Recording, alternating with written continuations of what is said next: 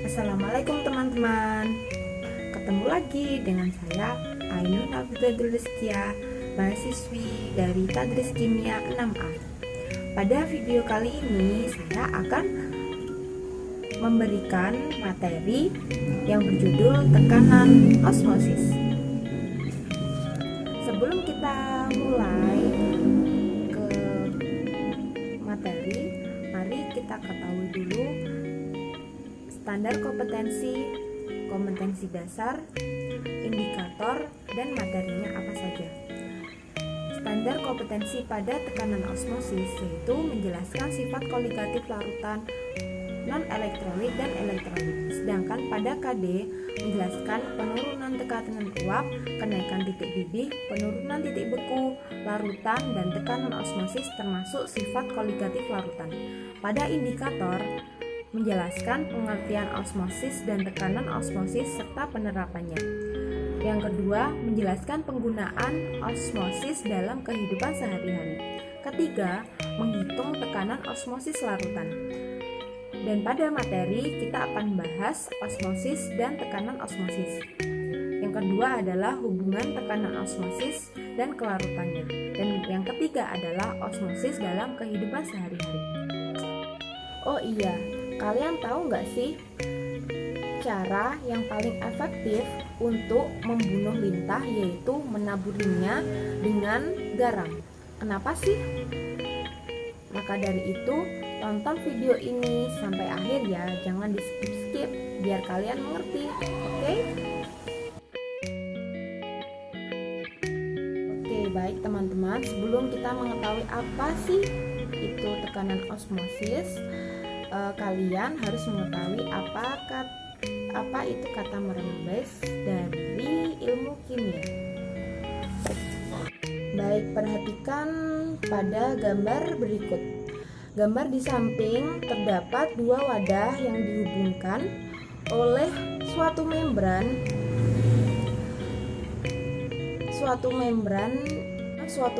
yang berwarna agak putih, kelihatan ya di tengah. Membran tersebut yang dinamakan membran semi-permeable. Apa sih membran semi-permeable itu?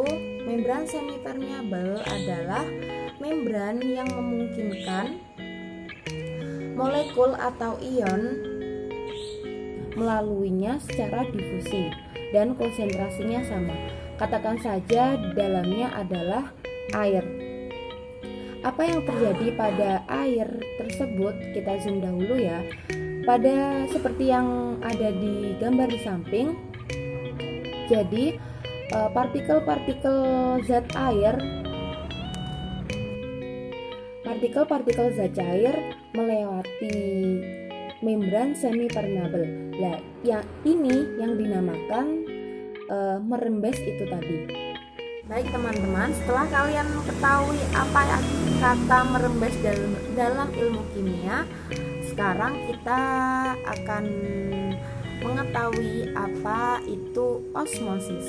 Yang kalian ketahui ada dua buah wadah yang diisi oleh zat yang berwarna biru muda dan zat yang berwarna biru tua yang dihubungkan oleh membran semi-permeable yang berwarna putih. Baik, pada zat yang berwarna biru muda itu adalah zat yang encer. Sedangkan zat yang berwarna biru tua itu adalah zat yang pekat. Sedangkan semi-permeable hanya bisa dilewati oleh zat yang pelarutnya lebih banyak. Video animasi tersebut pada larutan yang lebih pekat hanya lewat 3 buah saja, sedangkan larutan yang encer melewati 5 buah.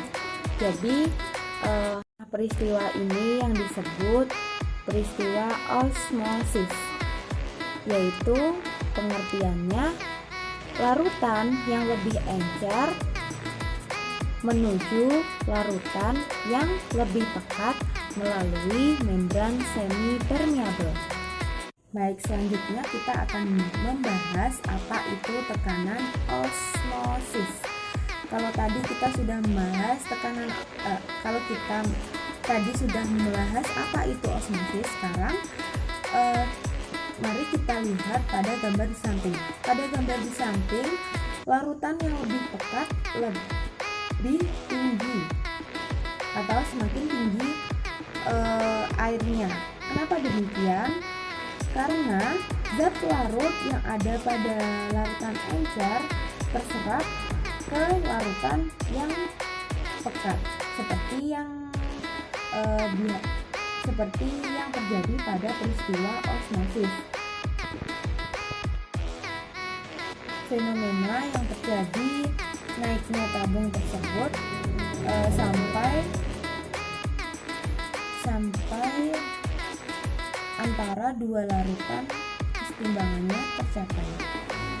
Kemudian tekanan balik yang dibutuhkan pada permukaan untuk mencegah adanya peristiwa osmosis. Sedangkan jumlah tekanan balik yang dibutuhkan disebut tekanan osmotik larutan. Jadi pengertian dari tekanan osmosis itu sendiri adalah tekanan yang diperlukan untuk mencegah adanya peristiwa osmosis. Tekanan osmotik ada 3 jenis istilah. Yang pertama isotonik, yang kedua hipertonik, yang ketiga adalah hipotonik. Pada video animasi di atas, seperti yang kalian ketahui, jika di zoom maka partikel-partikel tersebut tekanan osmotiknya mempunyai persamaan. Jadi pengertian dari isotonik itu sendiri yaitu larutan yang mempunyai tekanan osmotik sama dengan tekanan osmotik larutan lainnya. Kan pada gambar di atas, jika di zoom ada larutan yang konsentrasinya pekat dan ada larutan yang konsentrasinya encer. Larutan yang konsentrasinya encer ini yang disebut hipotonik, sedangkan larutan yang konsentrasinya pekat disebut hipertonik. Seperti yang sudah saya jelaskan tadi, membran semi permeabel hanya bisa dilewati oleh zat yang pelarutnya lebih banyak atau zat yang konsentrasinya lebih encer. Jadi pengertian dari hipotonik itu sendiri adalah larutan yang mempunyai tekanan osmotik lebih kecil dari tekanan osmotik larutan lainnya. Sedangkan hipertonik yaitu larutan yang mempunyai tekanan osmotik lebih besar dari tekanan osmotik yang lainnya. Tahu yang di samping itu gambar apa? Ya, yang di samping itu adalah gambar lintah. Geli nggak sih? Pasti geli ya. Jadi lintah itu sendiri, kenapa saya tanyakan? Jadi cara efektif untuk membunuh lintah yaitu dengan menamburi garam. Jadi garam merupakan sifat hipertonik, sedangkan tubuh lintah merupakan hipotonik. Dan sedangkan pada kulit lintah merupakan bagian semi permeabel. Jadi tubuh lintah yang sifatnya hipotonik akan diserap oleh garam yang sifatnya hipertonik atau konsentrasinya lebih pekat daripada tubuh lintah yang sifatnya hipotonik. Tekanan osmosis pertama dikemukakan oleh Jacob Hendrik van Hoff. Tekanan osmosis larutan encer dapat dihitung dengan rumus yang serupa dengan persamaan gas ideal, dengan persamaan P sama dengan M kali R kali. Kita menuju ke soal latihan. sebanyak 3 gram urea MR60 dilarutkan dalam air hingga volume larutan 500 ml. Hitunglah tekanan osmotik larutan pada suhu 27 derajat Celcius. Yang sudah kita ketahui tadi bahwa rumus pada tekanan osmosis yaitu P sama dengan MRT. P sama dengan M kali R kali T. Jadi larutannya itu dibantu dengan rumus yang ini teman-teman. Masa terlarut dibagi dengan MR-nya dikalikan 1000 per volume larutan dimana pakai satuan mol. Nah, tinggal masukin aja ya. Masa terlarutnya atau masa ureanya 3 gram, MR-nya 60, kalikan 1000 per volumenya ada 500 ml.